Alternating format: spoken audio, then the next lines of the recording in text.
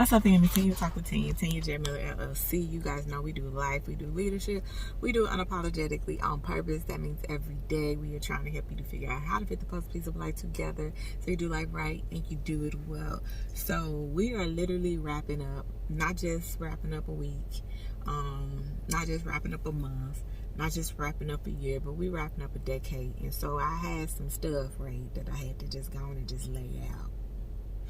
And the main thing is this: don't bring that old thing.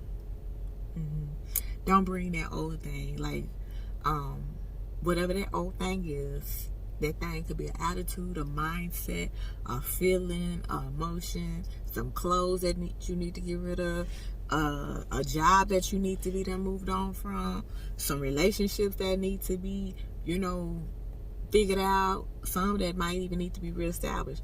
But don't bring that old thing back. Like, don't bring nothing that you don't really want to carry, that you don't really want to have on your back, that you really don't want sitting next to you, that you really don't want by your side. Like, don't bring that old thing back.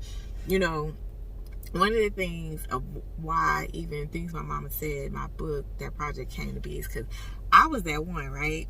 I was telling a friend of mine that, other kids would be out playing and stuff, and, out doing whatever, playing freeze tag, chase it, red light, green light, hide and seek. But your girl was right there.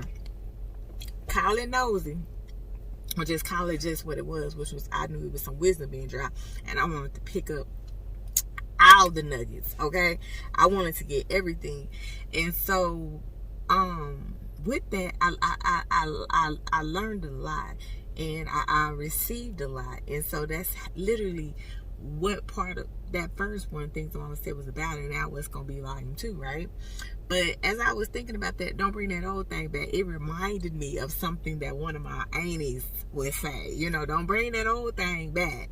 And I was like, I might need to tell some of them that you might need to start remembering and think about some of the things Mom and them said, Auntie and them, Gigi, Mud Dear, Mama, Mimi, whatever Mom and them said. You might need to think about it, because that was some wisdom, that was some real tea, right? Some wisdom that will help you get your mind right. Some wisdom that will help you to figure out some of them right decisions, and to realize, it's something in me, it's a pro in me, it's something in me stronger than what I can see. I might need to tap into that, right? And so that's what I wanted to talk about, like to be reminded and to know that you got some motivated effort behind you. Matter of fact, you got some angels around you. You got heavenly hosts in camp. Listen, you're not in this by yourself, right? And so that's what I wanted to talk about, because you know what you need to know is your due season has come. And it's time for you to realize that, move in it, walk in it. But don't bring none of that old stuff with you. Like, I'm not even trying to be cliche with that, mud, but it's like, you gotta really, don't be putting nothing on your goals. Don't be putting nothing on your resolutions. Don't be putting nothing on no 2020 to-do and vision. Don't do nothing on no vision board if you ain't about to actually do what's necessary. Like, do what's required. Like, do what it takes. Like, for real. That means you got, like, I think I've said this before, like, y'all know how I am. I'm going to give you the 10-year version of it. But about the story and the parable that they talk about, the old wineskins and the new wineskins. Let me update that move for you. If you got you a bag for Christmas, you got you a new Louis, you got you a new Gucci, but what you was carrying was bigger. You might have had, let's say you had before you had the Neverfull, I think it's the GM, the big one, but you got downgraded to the MM. You got the smaller one, okay? And that means you can't put everything that was in your big one in your medium size one. It just won't fit, right? Say for instance, you got that cute little new Gucci, that little crossbody, similar to the one that they wear when they in the Gucci store, right? But you've been carrying a full-on backpack. Now, look, it ain't going to fit. Bros, let me help you out. Let's say that you have been wearing Timbs, okay? And when you wear Timbs, you can wear regular athletic socks if you want to, okay? But then you mess around and for Christmas, because you say you're going to be trying to start dressing business professional, right? So you done mess around and ask for you some of them Meslons or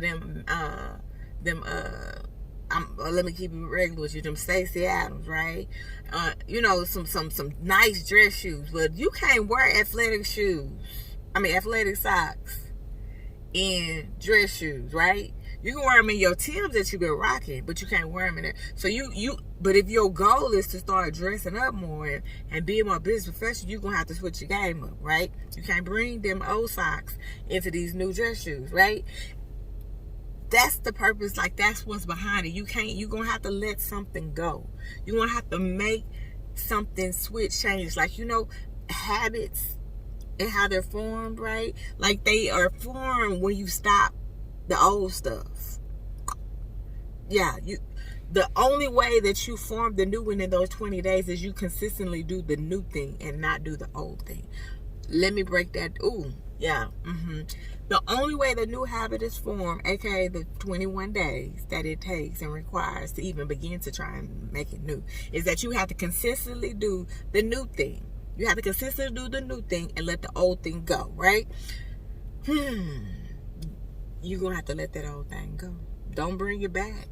Don't bring it back, y'all. Don't bring it back. If you're trying to do anything that requires you to change, you can't let the stuff that you was doing not allow you to be changed. If you won't change, change. Peace, y'all.